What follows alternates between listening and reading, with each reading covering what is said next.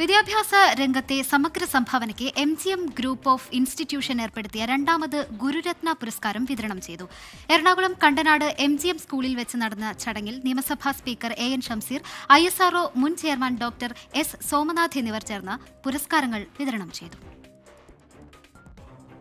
അധ്യാപകരായ doctor George Thomas, doctor Jacob Mannumood എന്നിവർക്കാണ് പുരസ്കാരം. വിദ്യാഭ്യാസ രംഗത്തെ സമഗ്ര സംഭാവനയ്ക്കാണ് അവാർഡ്.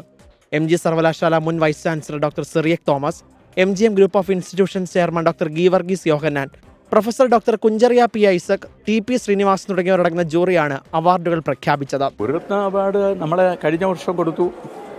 പ്രഗത്ഭരായ എഡ്യൂക്കേഷൻ ഫീൽഡിൽ പ്രഗത്ഭരായ 2 പേർക്ക് നമ്മൾ കൊടുക്കും. നമ്മൾ കൊടുക്കുക എന്ന് പറഞ്ഞാൽ ഒരാൾ കോളേജ് ലെവലിൽ നിന്ന് ടീച്ചറായിട്ട് വലുതായ ആൾക്കാരും, സ്കൂളിൽ നിന്ന് ടീച്ചറായിട്ട് അതിൽ നിന്ന് വളർന്നു വന്ന മിടുക്കന്മാരായിട്ടുള്ള ആൾക്കാരെ 2 പേരെ സെലക്ട് ചെയ്ത് എല്ലാ വർഷവും നമ്മൾ അവാർഡ് കൊടുക്കും. സ്പീക്കർ AN ഷംസീറും ISRO മുൻ ചെയർമാൻ ഡോക്ടർ S സോമനാഥനും ചേർന്ന് അവാർഡുകൾ സമ്മാനിച്ചു.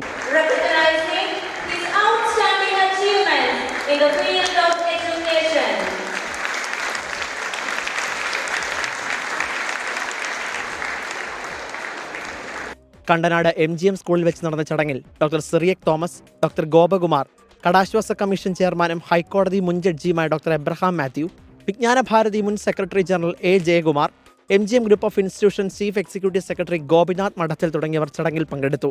തുടർന്ന് വിദ്യാർത്ഥികളുടെ കലാപരിപാടിയും ISRO മുൻ ചെയർമാനുമായുള്ള സംവാദവും നടന്നു. 24 കൊച്ചി.